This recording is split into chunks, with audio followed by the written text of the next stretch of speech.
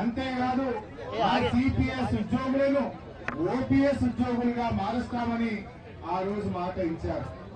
మరి 6 నెలలు అన్నారు, 6 నెలలు పోయింది, సంవత్సరం పోయింది, 2 సంవత్సరాలు పోయింది, 3 సంవత్సరాల దగ్గరికి వచ్చింది.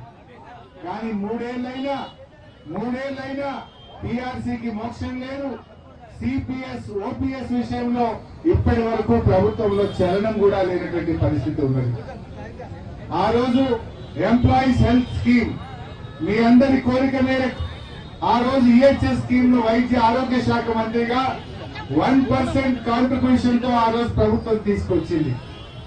కానీ వీళ్ళు వచ్చిన తర్వాత 1% కాదు 1.5% అన్నారు. మిమ్మల్ని అడగకుండానే 1.5% తీసుకున్నారు. భార్యాభర్తలు ఉద్యోగులు ఉంటే ఇద్దరిది కట్ చేసిండ్రు.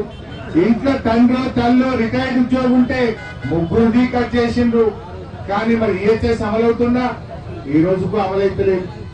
మొన్న మా దగ్గర ఖాజా మొయినుద్దీన్ గారు రిటైర్డ్ గెస్టెడ్ హెడ్ మాస్టర్, వాళ్ళ తండ్రి గారు హార్ట్ అటాక్ వస్తే హాస్పిటల్ తీసుకుపోయినారు. ఏ ఆసుపత్రికి పోయినా ఈహెచ్ఎస్ లేదు అంటున్నారట. లాస్ట్ ఒక హాస్పిటల్ లో జాయిన్ చేసినారు, 11 లక్షల బిల్ అయింది. ఈహెచ్ఎస్ వర్తించదు, డబ్బు కట్టాల్సిందే అంటే నేను ఆసుపత్రికి వెళ్లి బతిలాటో 2-3 లక్షలు తగ్గించిన పరిస్థితి. అంటే ఈ రోజు ప్రభుత్వం మాటలు చెప్పింది తప్ప ఈ రాష్ట్రంలో ఈహెచ్ఎస్ అమలు కావడం లేదు. నేను ఆసుపత్రులతో మాట్లాడిన, నెట్వర్క్ హాస్పిటల్స్ తో మాట్లాడిన, 2 యూనియన్లు ఉన్నాయి. 11 ఆసుపత్రులు, కార్పొరేట్ ఆసుపత్రులు ఒక యూనియన్, రాష్ట్ర వ్యాప్తంగా ఉండే ప్రైవేట్ హాస్పిటల్ ఒక యూనియన్. ఏమైంది, మీరు ఈహెచ్ఎస్ ఎందుకు అమలు చేయట్లేదు అంటే మేం ప్రభుత్వంతో అగ్రిమెంట్ కాలేదు, మాకు ఆరోగ్యశ్రీ బకాయిలే పెండింగ్ లో ఉన్నాయి, మాకు ఇచ్చిన ప్యాకేజీ గిట్టుబాటు కాదు, మేము ఈహెచ్ఎస్ అమలు చేయడానికి సిద్ధంగా లేము అని ఈ రోజు ప్రైవేట్ ఆసుపత్రులు చెప్తా ఉన్నారు. అంటే ప్రభుత్వం ఆసుపత్రులతో అగ్రిమెంట్ కాలే, ప్యాకేజీలు డిసైడ్ కాలే, కానీ ఉద్యోగులకు మాత్రం జీతంలో 1.5% కట్ చేసుకుంటూ పోతా ఉన్నారు. ఇప్పటికి 4 నెలలు కోత మిత్తిండ్రు, కానీ 4 నెలల్లో పాత ఈహెచ్ఎస్ బంద్ అయింది, కొత్త ఈహెచ్ఎస్ అమల్లోకి రాలేదు. గాల్లో దీపం లాగా అయిపోయింది. అట్లీస్ట్ పాత స్కీములన్నా 2 రకాలు ఉండే, రియంబర్స్మెంట్ కొంతుండే, ఈహెచ్ఎస్ క్యాష్లెస్ ట్రీట్మెంట్ ఒకటి ఉండే, అవి బంద్ అయిపోయినాయి. ఈ ట్రీట్మెంట్ అందుబాటులోకి రాలేదు. పోలీసులకు ఆరోగ్య భద్రత ఉండేది, భద్రత బంద్ అయింది, ఈహెచ్ఎస్ అమల్లో లేకుండా అయిపోయింది. పోలీసులు రోడ్డు మీదకి వచ్చినారు, రిటైర్డ్ ఉద్యోగులు అందరి పరిస్థితి ఆగమైపోయింది. అంటే ప్రభుత్వం చెప్పేదానికి చేసేదానికి పొంతన ఉండడం లేదు. ఇది అడుగుతా ఉన్న రేవంత్ రెడ్డి గారిని, ఏం ఇబ్బంది వచ్చింది? ఈహెచ్ఎస్ అమలులో ఇంత జాప్యం ఎందుకు అయితా ఉంది? 4 నెలల నుంచి జీతాలు కట్ చేసినావు, ఇవాళ ఏ హాస్పిటల్ కి పోయినా ఈహెచ్ఎస్ మేము తీసుకోము అని చెప్పేటువంటి పరిస్థితి ఏర్పడ్డది. ఏం మీరు ప్రభుత్వం నడుపుతున్నారా, సర్కస్ నడుపుతున్నారా? ఈ ఉద్యోగులకు కూడా ఈహెచ్ఎస్ ఇచ్చే తెలివి లేకపోతే ఎందుకు మీరు ఉద్యోగుల నుంచి 1.5% కాంట్రిబ్యూషన్ కట్ చేస్తున్నారు అని మేము అడుగుతా ఉన్నాం. డిఏలు 6 డిఏలు పెండింగ్ ఉన్నాయి. భారతదేశంలో ఎక్కడైనా 6 డిఏలు పెండింగ్ ఉన్న రాష్ట్రం ఉన్నదా? కర్ణాటకలో ఉన్నదా, మహారాష్ట్రలో ఉన్నదా, కేరళలో ఉన్నదా, యూపీలో ఉన్నదా, ఢిల్లీలో ఉన్నదా? ఈ భారతదేశంలోనే 6 డిఏలు పెండింగ్ పెట్టిన ప్రభుత్వం రేవంత్ రెడ్డి ప్రభుత్వం. సిగ్గుతో తలదించుకోవాలి. సేమ్ ఇవాళ నువ్వు 6 డిఏలు ఎందుకు పెండింగ్ లో పెట్టినావు నేను అడుగుతా ఉన్నా. మా అంటే నువ్వు ఇచ్చింది ఒకటే డిఏ, ఆ ఒక్క డిఏ కూడా పెండింగ్ ఏరియాస్ ఇంతవరకు వస్తలేవు. ఆ డిఏ కూడా ఏరియాస్ నువ్వు జీపీఎఫ్ కలుపుతా, అండ్లగలుపుతా, ఇళ్ళగలుపుతా అన్నావు, కానీ దాని ఏరియాస్ కూడా ఇంతవరకు వచ్చిన పరిస్థితి లేదు. మీరు కూడా చాలా ఓపికగా ఎదురు చూశారు, తొందర పనిలేదు.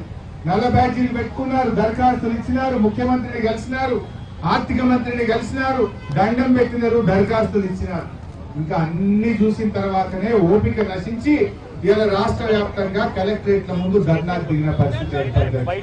నేను అంటా ఉన్నా, రిటైర్మెంట్ బెనిఫిట్ల సంగతి చెల్లె చెప్పింది కదా, మీరు అంతా సోషల్ మీడియాలో చూసింది కదా. రిటైర్మెంట్ బెనిఫిట్ రావాలంటే 15% ఇవ్వాలి. అది ఈ ప్రభుత్వం నడుపుతున్న తీరు.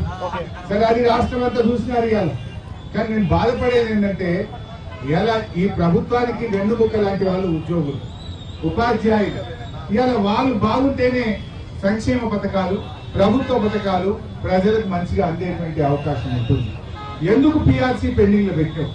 ఆనాడు కేసీఆర్ గారు 2 విడతల్లో 73% ఫిట్మెంట్ ఇచ్చిండ్రు ఆనాడు కేసీఆర్ గారి ప్రభుత్వం. 73% పిఆర్సీ ఇచ్చి కేసీఆర్ గారు ఉద్యోగులకు అండగా నిలబడ్డారు. ఆ రోజు తెలంగాణ ఉద్యమం సంబంధించిన ఇంక్రిమెంట్ కూడా ఆ రోజు కేసీఆర్ గారు అందించిన విషయం కూడా మీకు తెలియదు కాదు. ఇక దయచేసి ఈ ప్రభుత్వాన్ని కోరేది ఒక్కటే, తక్షణమే రేవంత్ రెడ్డి గారు పెండింగ్ లో ఉన్న 6 డిఏలు విడుదల చేయాలి. తక్షణమే ఉద్యోగులకు మెరుగైన పిఆర్సీని గతంలో కేసీఆర్ గారు ఇచ్చిన దానికంటే మెరుగైన పిఆర్సీని ఇస్తామని మీరు మేనిఫెస్టోలో చెప్పిండ్రు. ఆ ప్రకారంగా మెరుగైన పిఆర్సీని వెంటనే విడుదల చేయాలని చెప్పి డిమాండ్ చేస్తా ఉన్నాం. మా రిటైర్డ్ ఉద్యోగులకు పిఆర్సీని కూడా వెంటనే ఇవ్వాలి. రిటైర్డ్ ఉద్యోగుల రిటైర్మెంట్ బెనిఫిట్స్, వాళ్ళ పెండింగ్ బకాయిలు, వాటిని కూడా తక్షణమే విడుదల చేయాలి.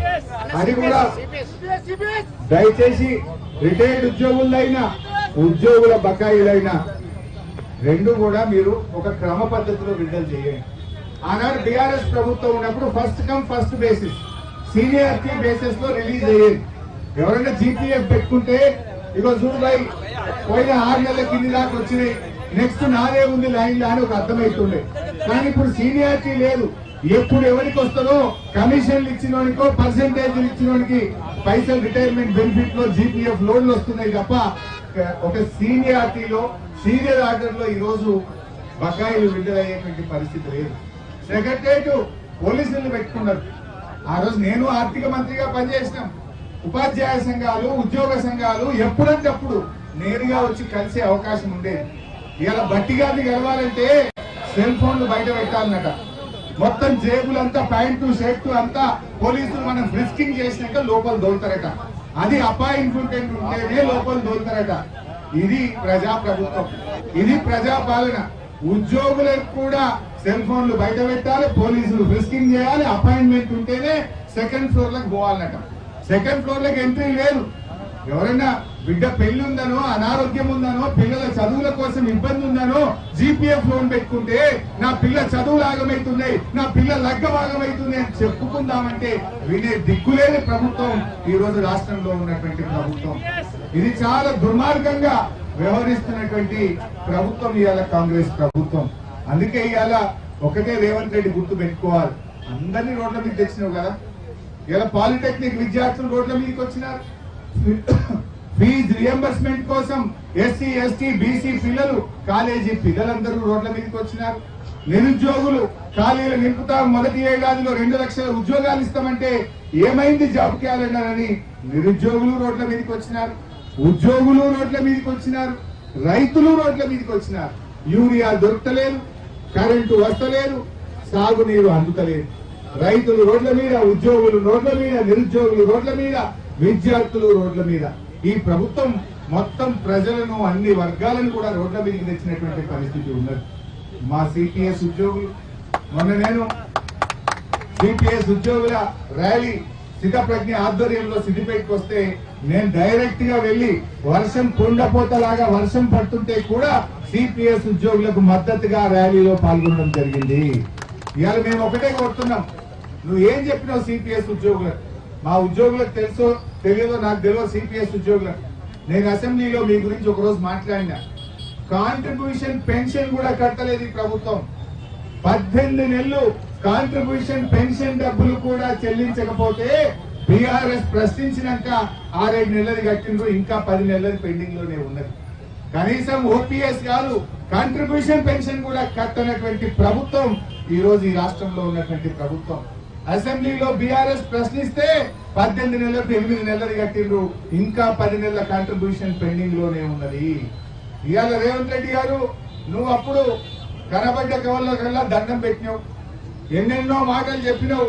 ఇవాళ ఎందుకు ఇవాళ సిపిఎస్ ఉద్యోగులతో చర్చ జరుపుతలేవు? 3 సంవత్సరాలు వెయిట్ చేసింది కదా, నీకు ఇప్పుడు అయిపోయింది ఎక్కువ, ఉన్నది తక్కువ. నీ ప్రభుత్వం గడిచిన పీరియడ్ ఎక్కువ, నీకు ఉన్నది తక్కువ. మరి ఇంకెప్పుడు అమలు చేస్తావు? కనీసం ఒక కమిటీ అని వేసినావా? ఒక కాల పరిమితి నిర్ణయించినావా? చేస్తానని భరోసా ఇచ్చినావా? ఇలా చాలా దుర్మార్గంగా ఉన్నటువంటి పరిస్థితి ఉంది. నిన్న నా దగ్గరికి మోడల్ స్కూల్ టీచర్లు వచ్చినారు, చనిపోయిన వారి భార్యలు, కుటుంబ సభ్యులు నా దగ్గరకు వచ్చినారు. 42 మంది మోడల్ స్కూల్లో టీచర్లు చనిపోతే వాళ్ళ గ్రాట్యుటీ రావట్లేదు ఇప్పటిదాకా. వాళ్ళ సిపిఎస్ ఉద్యోగులు గ్రాట్యుటీ రాక పిల్లల చదువులు ఆగమైపోయి మేము రోడ్డు మీద పడ్డామని ఆ తల్లులు కన్నీళ్లు పెట్టుకుంటుంటే చాలా బాధ కలిగినటువంటి పరిస్థితి. ఇలా ఎన్ని విషయాలు.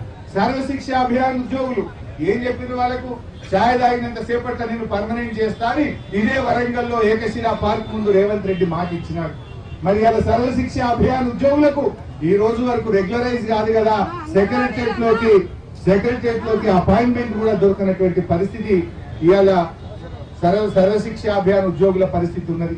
మా చెల్లె అంగన్వాడీ టీచర్ గుర్తు చేస్తా ఉంది. ఆనాడు అంగన్వాడీలను కేసీఆర్ గారు ప్రగతి భవన్ కు పిలిచి కడుపు నిండా అన్నం పెట్టి మీకు ఏం కావాలి చెల్లెమ్మ అని వేతనాలు పెంచిండు ఆనాడు కేసీఆర్ గారు. కానీ ఇవాళ ఈ ప్రభుత్వం వచ్చి 3 ఏళ్లైనా అంగన్వాడీలకు ₹1 జీతం పెంచలేదు. దరఖాస్తు ఇస్తామని హైదరాబాద్ పోతే ఆశా వర్కర్లను అంగన్వాడీలను పోలీసుల చేత చితం కొట్టేసినటువంటి ప్రభుత్వం ఈ ప్రభుత్వం అని నేను మనవి చేస్తా ఉన్నా. ఇవాళ అంగన్వాడీలతోని అనేక పనులు చేయించుకుంటున్నారు. ఇవాళ మొత్తంగా ఈ సర్వే అంతా కూడా ఇవాళ ఓటర్ లిస్ట్ కొత్తది ఎన్యూమరేషన్ అంతా అంగన్వాడీలే చేస్తా ఉన్నారు. వాళ్ళకు SIR ప్రోగ్రామ్ కొత్తగా అంగన్వాడీలకు కొత్త స్కీములు తెచ్చి నానా రకాల పనులు చేయిస్తున్నారు తప్ప ₹1 కూడా అంగన్వాడీలకు జీతం పెంచలేదు. వాళ్ళ బాధ చెప్పుకోలేరు. కోడిగుడ్డ సప్లై బంద్ అయింది, పాలు వస్తలేవు, తల్లులేమో అంగన్వాడీ టీచర్లు అడుగుతుండ్రు, టీచర్లు ఏమో ఏం చెప్పుకోవాలో అర్థం కానటువంటి పరిస్థితుల్లో ఇవాళ అంగన్వాడీ టీచర్లు ఇబ్బంది పడుతున్నారు. మినీ అంగన్వాడీలను అప్గ్రేడ్ అన్నారు, అంగన్వాడీలకు రిటైర్మెంట్ స్కీమ్ చేస్తామన్నారు, జీవో అయితే ఇచ్చిండ్రు, అసెంబ్లీలో మాట ఇచ్చింది. కానీ ఇవాళ వరకు రాష్ట్రంలో ఒక్క అంగన్వాడీ టీచర్ కూడా రిటైర్మెంట్ బెనిఫిట్ అందిన పరిస్థితి లేదు. 2 లక్షలు ఇస్తామన్న రిటైర్మెంట్ బెనిఫిట్ ఏ ఒక్క అంగన్వాడీ టీచర్ కూడా రిటైర్మెంట్ బెనిఫిట్ ఆయాకు రావట్లేదు, టీచర్ కు రావట్లేదు. జీతాలు పెంచింది లేదు కానీ పని భారం అయితే పెంచినటువంటి పరిస్థితి ఉన్నది. ముఖ్యంగా మా TNGO ఇవాళ యూనియన్ నాయకులను బెదిరిస్తా ఉన్నారు. TNGO యూనియన్ రాష్ట్ర నాయకత్వం ఎవరైనా మాట్లాడితే విజిలెన్స్ కేసు, ACB కేసు, పోలీసులను పెట్టి ఇవాళ ఉద్యోగ సంఘాల నాయకులను రేవంత్ రెడ్డి బ్లాక్ మెయిల్ చేస్తున్నాడు, బెదిరింపులకు పాల్పడతా ఉన్నాడు. రేవంత్ రెడ్డి నువ్వు నాయకుల్ని బెదిరిస్తావు కావచ్చు, ఇన్ని వేల మంది ఉద్యోగులను బెదిరిస్తావా? ఇన్ని వేల మంది ఉపాధ్యాయులను బ్లాక్ మెయిల్ చేస్తావా? అయినా ఉద్యోగులతో పెట్టుకున్నాడు, ఎవడు పోగు వేయలేదు. చంద్రబాబు నాయుడు అప్పటి నుంచి చూసినాం మనం. ఉద్యోగులతో పెట్టుకుంటే నిన్ను శంకరగిరి మాన్యాలు పంపిస్తారు మిస్టర్ రేవంత్ రెడ్డి. ఒక్కడి గుర్తు పెట్టుకో, ఉపాధ్యాయ ఉద్యోగులతో పెట్టుకున్నాడు ఎవడు ఇవాళ వరకు పోగు పోయలే. నువ్వు ఇవాళ వాళ్ళతో పెట్టుకుంటున్నావు, నీకు రోజులు దగ్గర పడుతున్నాయి మిస్టర్ రేవంత్ రెడ్డి అని చెప్పి కూడా నేను చెప్పదలుచుకున్నా. ఎందుకంటే ఇచ్చిన ఒక్క మాట అమలు చేయలేను, ఒక్కటంటే ఒక్క మాట కూడా అమలు చేయలే. నా డిఏలు ఇవ్వలే, నా PRC ఇవ్వలే, నా పెండింగ్ ఎరియర్స్ ఇవ్వలే, రిటైర్మెంట్ బెనిఫిట్స్ ఇవ్వలే, CPS ను OPS చేయలేదు, ఒక్క మాట కూడా అమలు చేయలేదు ఉద్యోగులకు. ఇవాళ గమనించండి ఉద్యోగ సోదరులారా, ఒక్కటన్నా ఇచ్చిందా రేవంత్ రెడ్డి వచ్చినాక? ఒక్క హామీ అన్నా మీకు అమలైందా? ESS కూడా సరిగా అమలు కాలేదు. 3 ఏళ్లుగా 6 గ్యారంటీలని మోసమైంది, ఉద్యోగులకు కూడా మోసమైంది. ఎవరికి కూడా ఈ ప్రభుత్వం న్యాయం చేయలేదు. ముఖ్యంగా ఉద్యోగుల విషయంలో భయభ్రాంతులకు లోన్ చేస్తా ఉన్నారు. ACBల పేరిట, విజిలెన్స్ ఎంక్వైరీల పేరిట ఇవాళ ఉద్యోగ సంఘ నాయకులను భయభ్రాంతులకు గురి చేస్తున్నటువంటి పరిస్థితి ఉన్నది. బట్ ఏది ఏమైనా మీ కోరికలు న్యాయబద్ధమైన కోరికలు. మీరు అడుగుతున్నవి మేనిఫెస్టోలో పెట్టింది అమలు చేయమని అడుగుతున్నారు తప్ప కొత్త కోరికలు ఏమీ కోరతలేదు. ఒకటన్నా కొత్త కోరిక ఉందా? రాష్ట్రం కాంగ్రెస్ మేనిఫెస్టో రాగానే పెండింగ్ మీరేలు ఇస్తా, రాగానే PRC ఇస్తా. కేసీఆర్ గారు 73% ఫిట్మెంట్ ఇచ్చింది. ఈ దేశంలో మీరు అడిగిన దానికంటే 42% ఫిట్మెంట్ ఒకే ఒక్కసారి కేసీఆర్ గారు ఇచ్చారు. ఇంకోసారి 31% PRC నుంచి 73% PRC అమలు చేసింది కేసీఆర్ గారు. ఇవాళ మీరు కూడా ఆలోచించండి. మెరుగైన PRC కోసం, OPS అమలు కోసం, పెండింగ్ బకాయిల విడుదల కోసం, PRC కోసం అందరం కలిసి పోరాడండి. రేపు 7వ తారీఖు అసెంబ్లీ కూడా స్టార్ట్ అవుతుంది. తప్పకుండా రాబోయే శాసనసభ సమావేశాల్లో BRS పార్టీ తరఫున మీ యొక్క డిమాండ్లన్నీ కూడా ప్రశ్నిస్తాం, ప్రభుత్వాన్ని నిలదీస్తాం. మీ గొంతుకై శాసనసభలో మాట్లాడతామని కూడా మీ అందరికీ కూడా హామీ ఇస్తూ మమ్మల్ని ఈ కార్యక్రమానికి ఆహ్వానించిన స్థానిక TNGO నాయకులకు, మరి మీకు సంఘీభావం తెలవడానికి మీరు సహకరించినందుకు మీ అందరికీ పేరు పేరున ధన్యవాదాలు. జై తెలంగాణ.